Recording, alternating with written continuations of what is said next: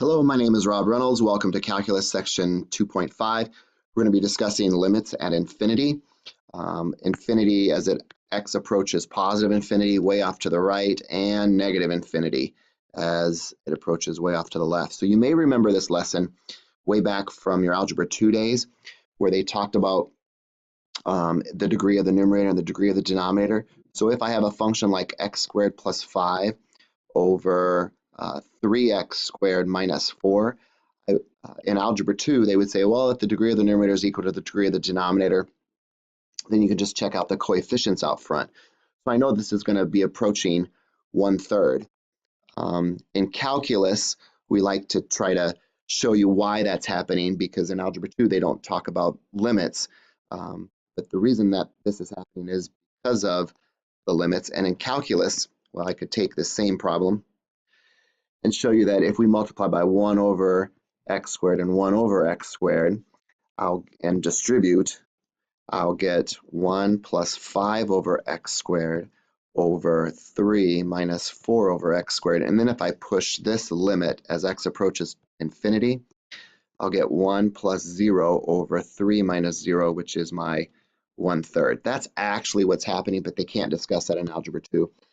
So we're going to use this principle. If the degree of the numerator is equal to the degree of the denominator, then we look at the coefficients out front. And we're going to use some properties. So limits are pretty nice. We can do most anything, unlike logs. We can distribute limits. So this really says what's the limit as x approaches negative infinity of 2 plus what's the limit as x approaches negative infinity of just 10 over x squared. Well, this is just 2, and this, since the degree of the numerator is less than the degree of the denominator, that's always a 0. And this answer will just be 2.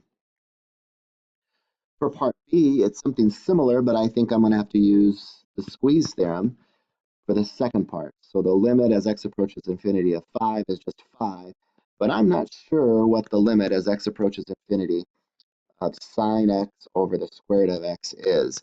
So we'll review the squeeze theorem with you. I know from my trig days that sine is always between -1 and 1 because, well, the sine function looks like this. And it continues to repeat in both directions, but it's always between -1 and 1. So to get it to look like the problem that I want, I'll divide both sides by the square root of x. And I have 3 sides here. And then I'll talk, well, what's the limit as x approaches infinity of just 1 over the square root of x, the negative and the positive? What's the limit as x approaches infinity of positive 1 over the square root of x? And this is going to be -1 over a really big number, which goes to 0. This is going to be 1 over a really big number. If I take the square root of infinity, that's just really big. And 1 over anything big, either whether it's negative or it's positive, approaches 0 just from 2 different directions. So this sine value is squeezed between 0. So now I have the final answer. 5 plus 0 is just 5.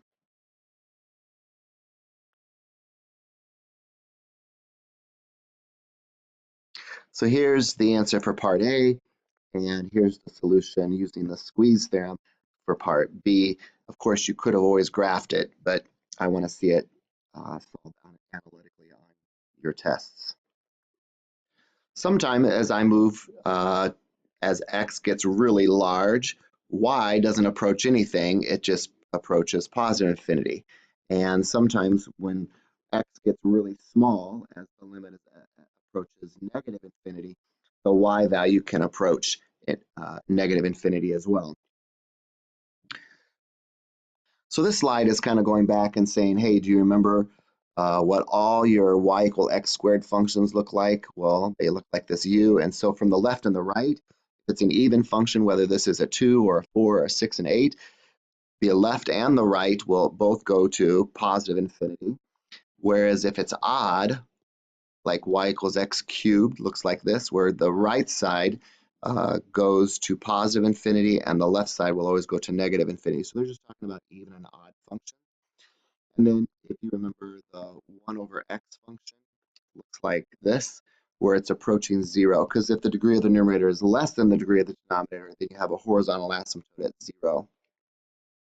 So sometimes we refer to that as the math dance. You can look up that and you can see a bunch of hand gestures that they say, and sometimes you play teachers play Simon Says for x cubes, and even the sine and cosine waves have something that they approach.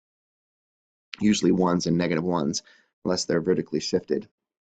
So if they are truly polynomials, and remember, there are some things that are not polynomials. Polynomials are nice, smooth functions. Not polynomial if it has a hole in it, or if it comes to a abrupt cusp or a sharp point, or if it's got a vertical asymptote. So any holes or jumps or skips in the function, not a polynomial. But if it's a nice, smooth, continuous function, it's a polynomial. All I have to do is look at the first highest degree. If this is an even function, it might not look like a u, it might look like a double u, but nonetheless, the limit as x approaches infinity from the right goes to infinity, and the limit as x approaches negative infinity, which is to the left, also goes to positive infinity. Where in part B, I can see this is an odd function. Now they tricked you, instead of it going this direction, where it's y equals x cubed, now they have y equals a negative x cubed. So it's actually coming this direction. So as I move to the left, it's going to positive infinity. As I move to the right, it's going to negative infinity. So here's moving to the right, negative infinity, and here's moving to the left, because it's been, as x approaches negative infinity, that means moving to the left, you can see to the right. And here were the answers for part A, because it was an even function. So there'll always be positive infinities. So if we're going to use the Algebra 2 cheat method and we're determining end behaviors, we can just look at the degrees. If the degree of the numerator is less than the degree of the denominator, I know the end behavior from the left and the right is going to be at 0. If the degree of the numerator is equal to the degree of the denominator, then I check out the coefficients out front. And in this case, 40 divided by 10, it'll approach 4. If the degree of the numerator happens to be greater than the degree of the denominator, there is no horizontal asymptote, but it's an oblique asymptote. It's slanted, so the graph might look something like this, where it's going off into positive infinity or a negative infinity. To determine what that is, I'll do a little bit of algebra and divide the numerator by, or multiply by 1 over x, divided by 1 over x. So I'm just going to multiply by 1 and distribute that to every term. So I get a new function that says the limit as x approaches infinity of just x squared minus 2 plus 1 over x divided by 2 plus 4 over x. And if I throw infinity in there, then I get a really big number, minus 2 plus 0 over 2 plus 0, which this big number is going to overtake everything. It's just a big number. So the answer is a big number, which we'll call infinity. And we can similarly look at as x approaches from the left.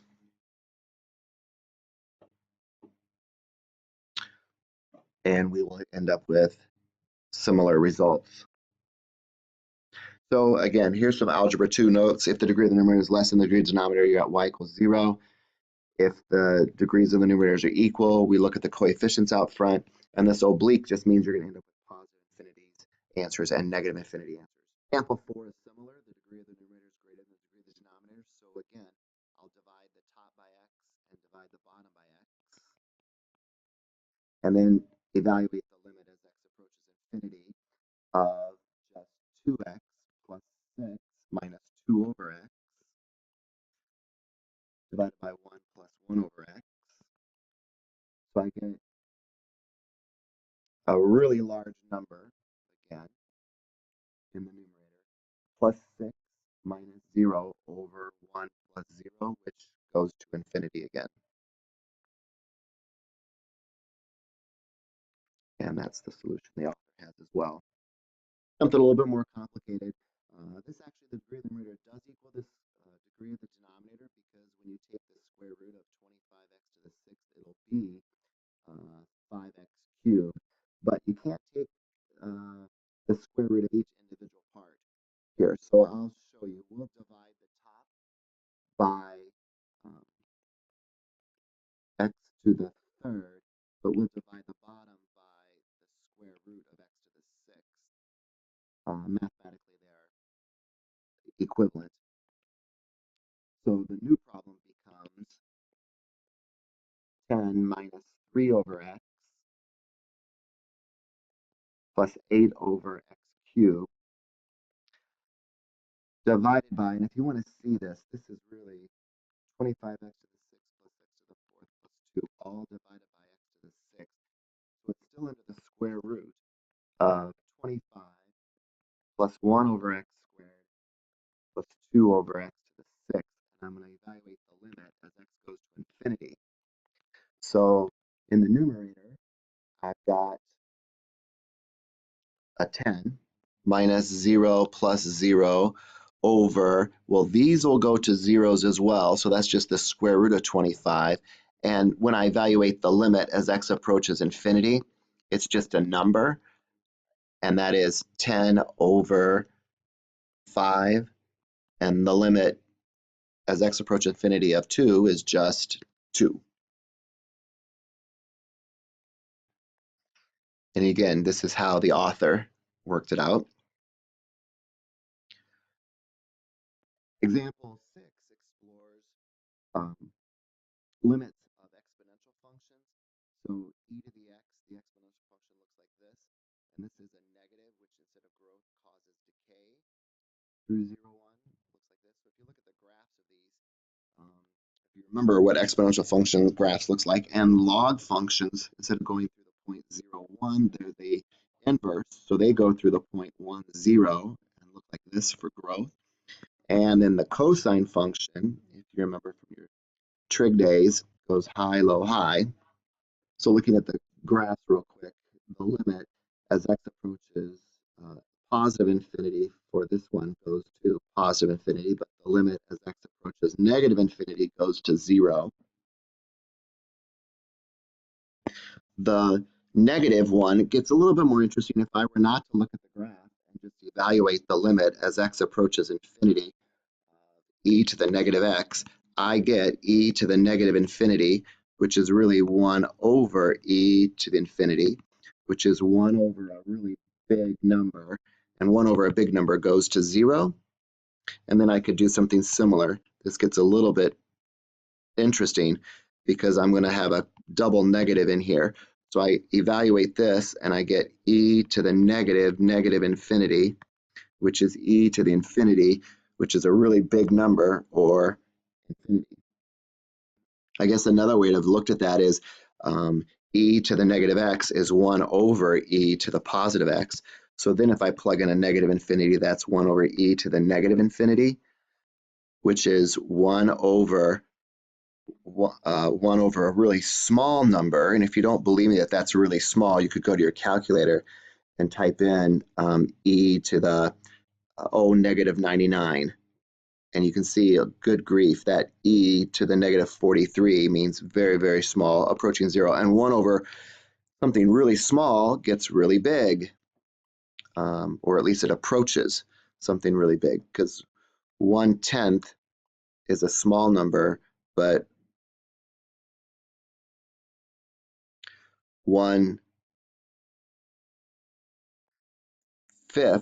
is actually larger than 1/10. Let's go a little bit further. If I do 1 over 0.01, then that's even getting bigger.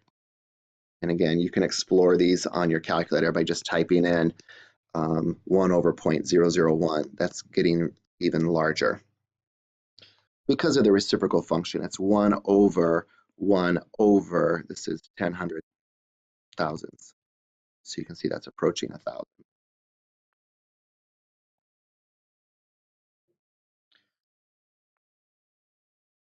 And these are solutions for C and D.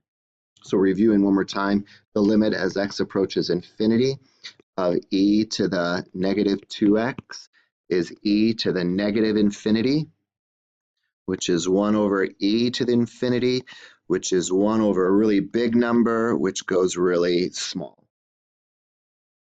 And the limit as x approaches negative infinity of e to the negative 2x is e to the negative infinity, which is e to the infinity, which is just a really big number, and we'll call that infinity.